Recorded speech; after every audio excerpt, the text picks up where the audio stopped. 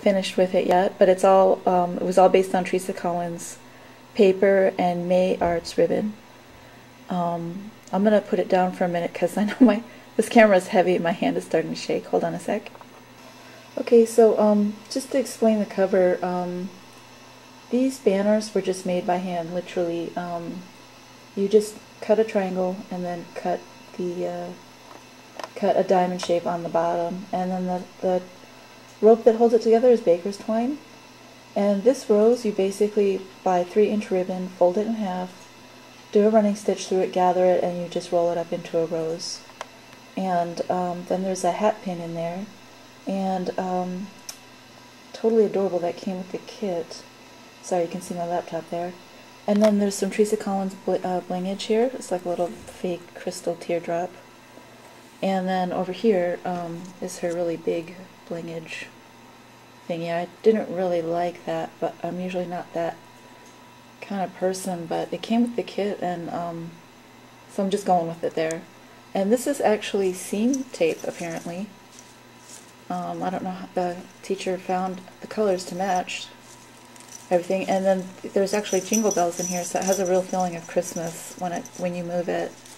And this is, you know those pom-pom ribbons? This is just tiny pom-pom ribbon.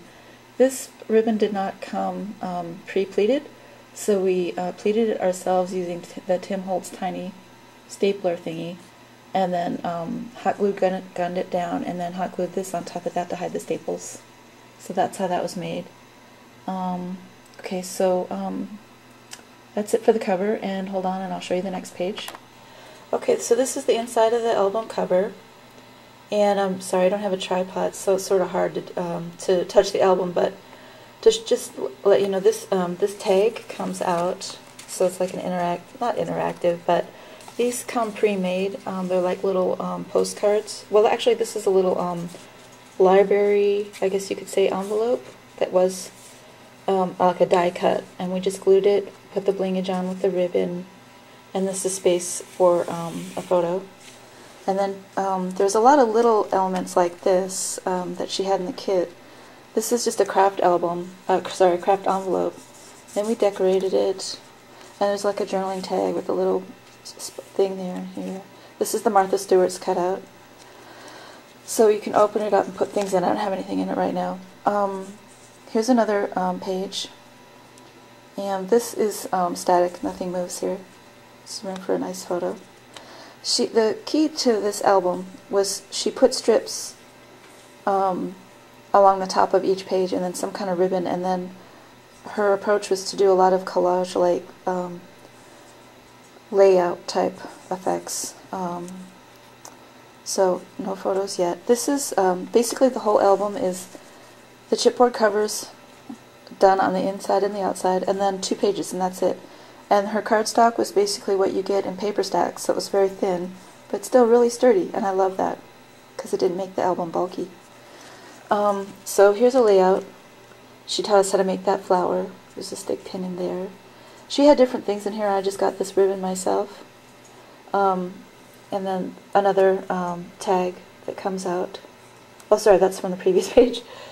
So I boo-booed because I put the ribbon down before I put the photos down, so I don't know what I'm going to do there. Here's the next page. More blingage. Just room for a really big photo. Sorry about the camera. I don't have it all set up like you guys do with your laptops. So she just gave us a gold doily, and in this case she did the Tim Holtz. She pre-cut this for us with that die, that Sizzix die. We put a flower on top that was pre-made with a little pearl. And then this is another one of those die-cut pockets that came with the Teresa Collins Noel collection. And pretty much the tag was the same as the last one you guys saw. And then here's the next little element. I love what she did. These die-cut pages from the collection had a lot of recipe cards, tab cards, stuff like that. So she kind of just taught us how to add it to the album as separate elements. It's like a journaling page. Sorry, this one is getting stuck. And then this is the inside layout of the back cover. And there's just a little, I think this is a Maya Road flower with some leaves, little die cut, ribbon, paper. This is what the album cover looked like. And then this is another one of those. This was actually a one of these, and we just folded it in half and glued it, turned it into a pocket, and then tagged very identical to the other tags. And then the back was pretty much set up to duplicate the front. So kind of set it up for you like that. That's just a very plain front. In her kit, the front page had paper on it, but I didn't like it at all. So my album cover is a little, I don't know if you like this color or not. I felt like it needs paper. It's just, I don't know. But I just chose to go with the blank cover rather than the paper that she had. So anyways, had a lot of fun making this. I got real excited because it kind of taught me a lot, and I learned how to finally sand edges, stuff like that. So okay, hopefully you guys are not getting too bored. I have one more thing to show you. Okay, this is my first album that I made for the Christmas holidays. I'm really new to this, so I really didn't know what I was doing. So it was a lot of making mistakes and then going on YouTube and studying and then trying to fix them. So this is the first paper rosette I ever made, and I scored it at 1/2 inch marks, and it should have been 1/4 inch, so it's really huge. And these presents don't seem to, this is a Martha Stewart punch, and I was just thinking of color rather than how it fit into the composition. So I tried to fix it by putting a tree in there. That's a Martha Stewart stamp. And this was basic gray, the Sizzix die that matched their Eskimo Kisses collection. All the paper here is with the Eskimo Kisses collection. And this is the first time I used the cinch, and I got all excited because I've been wanting that for a really long time. And I've been following tutorials on how to make these charms. So I went to Michael's and got some really cheap beads. And this is my first attempt at making some charms. Some of them are Swarovski that I had from a long time ago. These right here. And these are the cheap ones from Michael's. Okay, so just to walk you through the album really quick. This is the die from the Eskimo Kisses collection. This is a pocket and then a tag. And I put some of the tinsel, and I found some ribbon that kind of glitters like snow. And then I made half pockets. This is a Sizzix die from the Basic Gray Eskimo Kisses collection. And I put a tag in here for now, but hopefully I'll get a photo in there. And then, sorry, I manicured my hands perfectly, but I'm painting, so they look terrible now. Okay, this page was a wreck. I kept cutting and pasting and cutting and tearing out, and this is what I ended up with. And this is literally glued on, but this is still a pocket. So just kind of chalk it up to beginners. You know, I'll just always remember this as like, oh, I tried so hard to make that pretty, and it looked a lot better than it was before. These are Martha Stewart stockings, and I put some glitter on there. I found these cute skates at Michael's, but they're way too big for the page. This is a basic gray, I don't know what they call them, but it comes with the Eskimo Kisses collection. Another pocket. And another pocket with another skate, basic gray, little felt stickers, and I put a doily in there. It's one of my fixes. And then put the snowman in here. This, I kind of like this. This is a basic gray Sizzix die, and that collection came with these stamps. It's a little boy and a little girl. So I made little tags. I might put a picture in there later. And then here's another page where this was the Martha Stewart's punch, and I didn't like the presents, so I cut those off. I didn't like all the papers in that Eskimo Kisses thing. I got a 6x6 paper pad, and I just tried to use it up and get them to match as much as I could. And this is the tag I put in there. And I put a silver doily in there to try to give it a little bit more pizzazz, I guess you could say. And again, that stamp with this tag, it's literally glued on. This is a basic gray thing. And then on the back, I have this tag here. So that was my first album. You got to see the better ones first. Okay, so I've got a few more things. Sorry, I said this was last. I got a few more. Okay, here's another album that I tried to work on. This is one of the first ones I tried working on for Christmas. And I started on this one, really, again, not really knowing what I'm doing. This cover was a totally different cover before. But I like this scene from the Graphic 45 Christmas paper this year, so I went for it.